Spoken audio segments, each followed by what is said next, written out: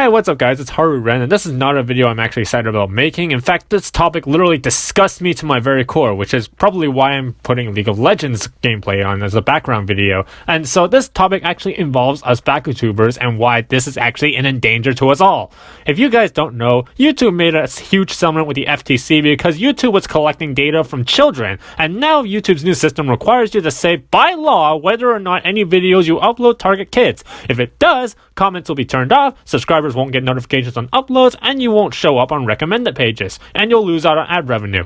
But if your content does target a more mature audience, demonetized. Basically, there's no winning with this new system, and it gets even worse. If you lie or even make a mistake, you will get fined $40,000 from the government, and YouTube will not do anything to help you. These laws were created to account for 80s and 90s television, and they are not up to date with the present day technology in mind, when platforms like YouTube were little more than a fantasy. The problem with this really stems from the fact that there's no clear classifications on what constitutes kids content. Practically everything constitutes kids content. Animation, Disney characters, video games are kids content, even though a lot of the context is targeted towards adults. That's the problem with this new system, because they are not clear on what specifies kids content. And it makes no sense either, because you take animation, there's animation that's targeted for adults, like Family Guy and The Simpsons. Okay, now this is where BakuTubers get affected. Adults play children's card games, and there's huge competitions adults competing to play children's card games. This is really where the line is gray for us BakuTubers, and where even the gray line is enough to kill us.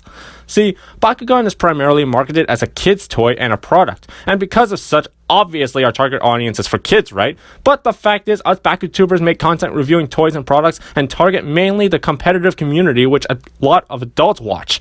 This is where the line is really gray, because there's no middle. I got the feeling the only way to get past this is to swear and make dark adult jokes every 5 minutes, but that would lead to age restriction and demonetization. But I don't know, because YouTube is not even clear on what the rules are. Us BakuTubers are at serious risk here, and if we're at risk, Bakugan is at risk. The detective even opened up about how this new system is affecting him. BakuTubers promote the brand. We help promote the Bakugan product. We work hard on videos for the sake of helping Bakugan grow, and it is sickening that they want to take that away from us. You think we BakuTubers really have $40,000 to throw away when a lot of us don't even have 10k subscribers?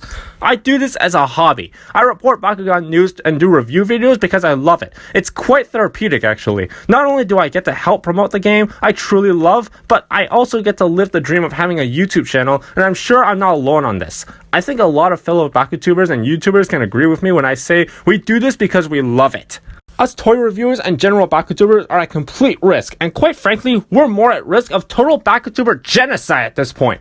It's already a struggle to grow a YouTube channel, let alone a Bakugan YouTube channel, and now it's going to be freaking impossible if things like COPPA continue to get away with crap like this.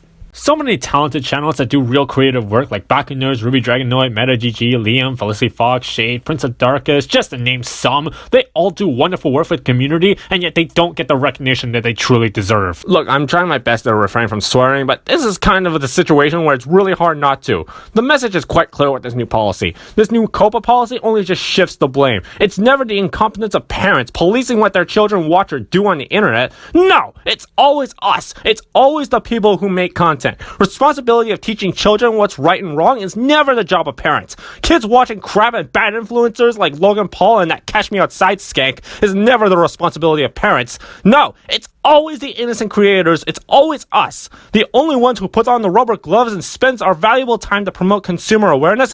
For God's sake, this ain't some policy. This is just a crime. Now, I'm not saying that this action wasn't warranted. YouTube was absolutely wrong for collecting children's information, but you couldn't have figured out a better solution other than punishing content creators who had no knowledge that this was happening in the first place. But now I'm just interested to know what Baku Masters like RXXC, Stubbs, and Jet has to say about this whole situation. But with the invitationals being this weekend, I don't think we'll get a response until later. We're literally in danger of a full-on BakuTuber genocide. BakuTubers can't grow with this new system if this continues. I already know a few YouTubers have already quit because of this whole thing, and this has gotten me completely frightened. I'm not gonna lie. I will still make videos though. I'm not gonna let some BS system or a corrupt government screw me out of goals and dreams. Besides, the worst that could probably happen is I get taken down, since this is a US law and I'm freezing up here in Canada. I will still continue to try and grow and support Bakugan no matter how small or feeble it may be. I apologize guys for making a video like this. I know it's not something you guys are used to, but someone had to say something. Someone had to stand up and say that this is not okay and we aren't going to stand for it.